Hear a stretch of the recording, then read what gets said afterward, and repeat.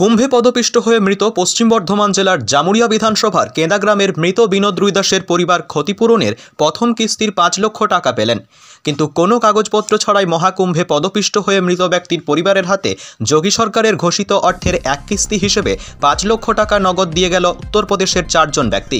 তাদের মধ্যে ৩ জন police uniform পরা এবং একজন সিভিল ড্রেসে বলে জানান মৃতের পরিবারের লোকেরা। কিন্তু সেই অর্থ পুরো নগদে দেওয়াকে ঘিরে মৃত ব্যক্তির পরিবারের লোকজনের পাশাপাশি এলাকার মানুষজনের মনে বিভিন্ন প্রশ্ন উঠেছে। যেখানে সরকারি অর্থ ঢাকঢোল পিটিয়ে সাংবাদিকদের মধ্যস্থতায় দেওয়া হয়ে থাকে, তবে এক্ষেত্রে কেন চুপচাপ করে এই অর্থ দেওয়া হলো, এ নিয়েই উঠছে রাজনৈতিক তরজা।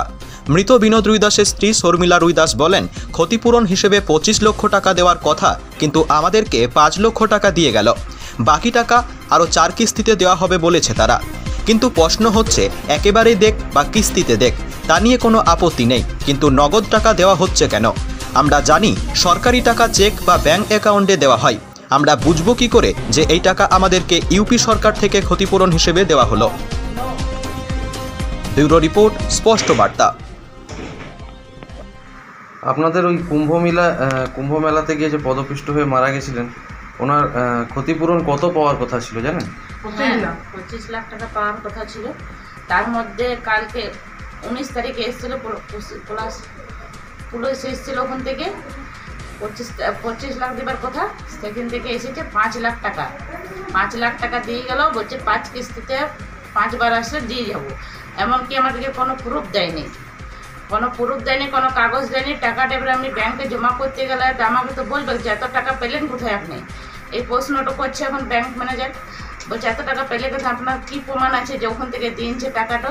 সে প্রমাণ কিছু দিন যায়নি আমাকে, শুধু এই কাগজের মাধ্যমে আমাকে টাকাটা দিয়েছে। এই কাগজ দিয়ে এই প্যাকেটের মধ্যে টাকাটা ছিল, বাস, আর আমার কাছে কোনো প্রুফ নাই। মানে এই খামে নগদ পয়সা দিয়েছে? নগদ পয়সা দিয়েছে হাতে। কত দিয়েছে নগদ? 5 লাখ। আচ্ছা, আর কোনো কাগজপত্র কিছু আপনারা চেয়েছিলেন? না, আমরা বললাম যে আমাদেরকে লিখিত করে দাও, আমাদেরকে প্রমাণ করে দাও যে আমরা ব্যাংকে গেলে আমাদেরকে যেমন কিছু না ধরে। তো ওনারা বললে কিছু ধরার দরকার নেই, কিছু লিখিত করে দিব না, লিখিত করে দেয়নি আমাদেরকে। আচ্ছা, প্রথমে যখন অ্যাকাউন্ট না, আমাদের কাছে কিছু লেয়নি, ব্যাংকের অ্যাকাউন্ট আর কিছুই লেয়নি। তাহলে এই যে টাকাটা যে দিচ্ছে, এটা কি করে প্রমাণ করব জানি না, আমার কাছে কোনো প্রুফ নাই, তো আমি কি করে প্রমাণ করব? এখন আপনারা কি চাইছেন? আমরা চাইছি যে আমাদেরকে কোনো প্রুফ দেওয়া হোক, আর এরকম হাতে আমরা ক্যাশ টাকা দেবো না। আমরা চাইছি ব্যাংকের অ্যাকাউন্টে ঢুকাও না, চেক দো। কোথাকার পুলিশ এসেছিল? এই যে লোকাল পুলিশ কেউ এসেছিল? লোকাল পুলিশ কেউ আসেনি, সব ওখানকার পুলিশ এসেছিল, ইউপির পুলিশ ছিল সব। আচ্ছা, কজন ছিল ওরা? ওরা 4 জন ছিল, 3 জন পুলিশ ড্রেস ছিল, একজন এরকম সিভিল ড্রেস ছিল।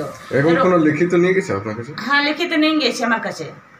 কি ওরা লিখলো যে 5 লাখ টাকা দিচ্ছি, আমাকে সাইন করাইলো, আমার বৃদ্ধ শ্বশুরকে টিপনি দিয়ে এলো, ওরা সাইন জানে না, তার টিপনি দিয়ে করাইলো। আপনারা কখন জানতে পারলেন যে আপনার টাকা নিয়ে ওরা কেউ আসছে না? হঠাৎই চলে এলো? হঠাৎই চলে এসছে। ওরা ধানবাদ ফিরে যাওয়ার পর আমার ভাইকে ফোন করে যে আমরা আসছি, যা সরকার দিচ্ছে আমরা সেটা নিয়ে আসছি, বলে নেই যে টাকা আনছি। টাকার গল্প ওরা কিছু বলে নেই। তা আমরা ভাবলাম ডেথ সার্টিফিকেট আনবে।